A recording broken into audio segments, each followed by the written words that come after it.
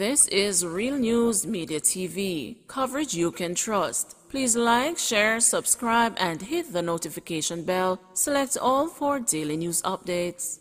Jamaican gets over 13 years in U.S. for international lottery fraud scheme. Jamaican David Odin McIntosh has been sentenced to over 13 years in prison in the United States for defrauding Americans in a lottery fraud scheme. McIntosh, who was sentenced on Tuesday, was ordered by U.S. District Judge Rainier C. Collins to pay approximately US $1.8 million in restitution. The 29-year-old was previously found guilty by a federal jury of conspiracy to commit mail and wire fraud, mail fraud, and a conspiracy to commit money laundering. The court heard that between 2013 and 2018, McIntosh was one of the leaders of an international fraud ring that targeted thousands of elderly victims around the U.S. Jamaican-based scammers and others called the elderly victims, claiming the victims had won a lottery or other prize. To receive their winnings, the victims were told that they must first pay money for taxes and fees. The fraudsters provided some victims with phony letters claiming to be from the Internal Revenue Service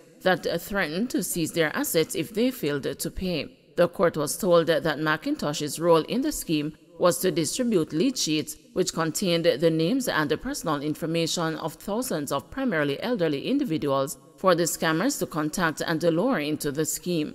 In addition, McIntosh also conspired to launder portions of the fraudulent proceeds. The IRS Criminal Investigation, Federal Bureau of Investigation, United States Postal Inspection Service, Homeland Security Investigations, U.S. Treasury Inspector General for Tax Administration, and the Diplomatic Security Service conducted the investigation in this case. The Financial Crimes and the Public Corruption section of the United States Attorney's Office, District of Arizona, Tucson, handled the prosecution.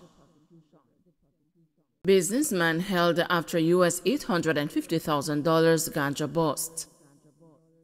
A 37-year-old St. Elizabeth businessman was arrested Thursday after ganja valuing some US $850,000 was seized during an operation by police in Portmore, St. Catherine. The ganja was reportedly found in tins labeled as processed food, which was said to be exported. The police are asking that a taxi driver by the name of Anthony Murray, otherwise called Sprang from Miketown, Manchester, whom they believe can assist with their investigation, contacted the Narcotics Division. It was reported that detectives from the Narcotics Division and the Public Safety and the Traffic Enforcement Branch conducted a snap operation along the Portmore Toll Road on Thursday. During the operation, a 2013 Toyota Hiace bus transporting a quantity of processed food intended for export was intercepted. Following a subsequent search, ganja weighing approximately 700 pounds was found concealed in tins labeled as canned food. The illegal substance had an estimated street value of approximately US $850,000. The vehicle along with the contraband were seized and the driver arrested on reasonable suspicion for breaches of the Dangerous Drugs Act. Police said formal charges are expected to be laid pending an interview which is to be conducted in the presence of his attorney. 13-year-old Tara Lee Carney missing since Thursday. An Ananda alert has been activated for 13-year-old Tara Lee Carney of Waterloo Road, Rollington Town in Kingston 2, who has been missing since Thursday, August 18. She is of dark complexion, medium build, and about 5 feet tall. Reports from the Rollington Town Police are that about 11 a.m., Tara Lee was last seen at home wearing a gray blouse, multicolored tights, and a pair of gray slippers. Anyone knowing Tara Lee's whereabouts is being asked to contact the Rollington Town Police at 876-922-2693, Police 119 emergency number, or the nearest police station. 27-year-old St. Thomas man fatally shot in bed. A St. Thomas father was left grief-stricken after learning that his 27-year-old son was shot dead in his bedroom on Saturday. "Me hear one shot, and then me hear a next shot, and me boy ball out," said a shaken Robert Taylor as he relived the minute his son O'Keefe was killed. Robert was in his bedroom when he heard the shots coming from his son's bedroom about 12:15 a.m. The barrage of bullets echoed throughout their house in Captureland, and this spilled over into the community of C40 in St. Thomas. The news understands that O'Keefe's bedroom door was kicked open and he was shot in his bed. According to the Morant Bay Criminal Investigation Branch, 6 9mm spent shells were found at the scene. On her way back from a night held for her cousin who died recently, the slain man's sister, Primrose, had an inkling something was wrong. "Me just feel when the death feelings come down upon me. Me never know my brother them kill," she told the news, struggling to hold back tears. "Him no want can trouble people, but God see I know who kill him." Detectives have not yet established a motive for the killing. Montego Bay businessman Anthony Lewin has died. Montego Bay businessman Anthony Tony DeLeon Lewin has died. Lewin passed away in hospital yesterday after a long period of illness. The popular businessman was a member of the ruling Jamaica Labour Party and was a former candidate for the party for St. James West Central. Reacting, JLP General Secretary Dr. Harris Chang described Lewin as a committed businessman who earned the respect of his colleagues over several decades. Chang noted that, like business, Lewin loved his party and was a hard worker. His death comes on the heels of another JLP stalwart, Dr. Henry Marco Brown, who died last week. Rudolph Shaw's murder trial transferred to corporate area. The murder case involving the man accused of being the leader of the Spanish Town-based wildfire gang, Rudolph Shaw, has been transferred to the Kingston and the St. Andrew Parish Court. Shaw, who is also charged with wounding with intent, was remanded yesterday when he appeared before the St. Catherine Parish Court. He is to return to court on September 7. His attorney, Peter Champagny, told the news that he tried to secure an early date for the matter to begin. Shaw, who was recently deported following his capture in Cayman, has been charged with the 2021 murder of 59-year-old Wilfred O'Connor, a carpenter of St. John's Road in St. Catherine. Mr. O'Connor was among 5 persons shot in a twin attack on St. John's Road by a group of armed thugs on September 29 last year.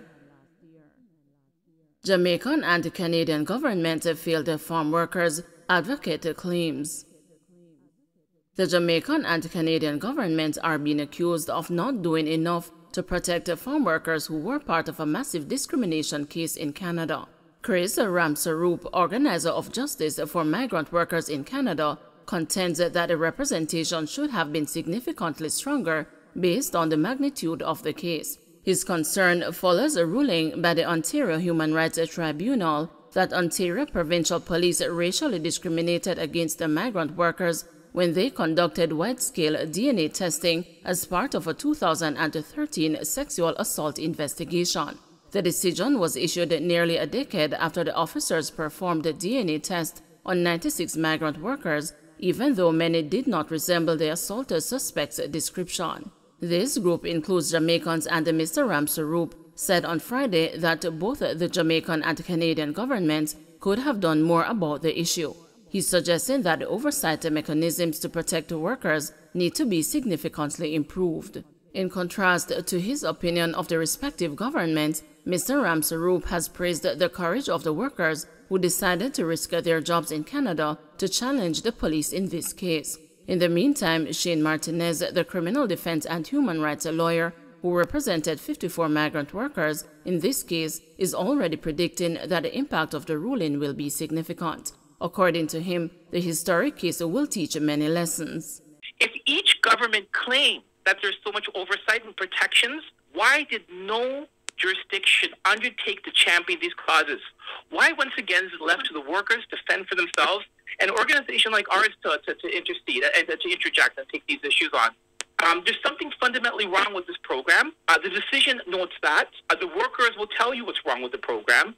And it's high time that both governments, Canada and Jamaica, step up to the plate and protect workers, so that these type of situations, these type of racist actions by the police or any other government officials do not ever happen again. There's no other way to put it. The fact that the workers had so much courage to undertake such an action like this, and to basically tell the police and the Solicitor General of Ontario that they were violated and they want justice. So absolutely, it took a lot of courage and a lot of heroicness that all of us should be proud of. It is a very historic decision in being the first such decision involving migrant farm workers and the police in Canada, and also the first decision in Canada where a tribunal has applied a human rights analysis to DNA sweep. So this decision is quite historical in that regard.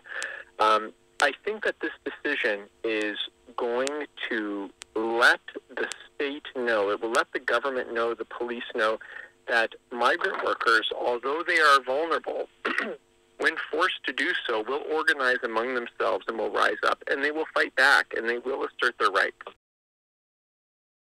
Don't forget to like, share, subscribe, and hit the notification bell. Select all for daily news updates.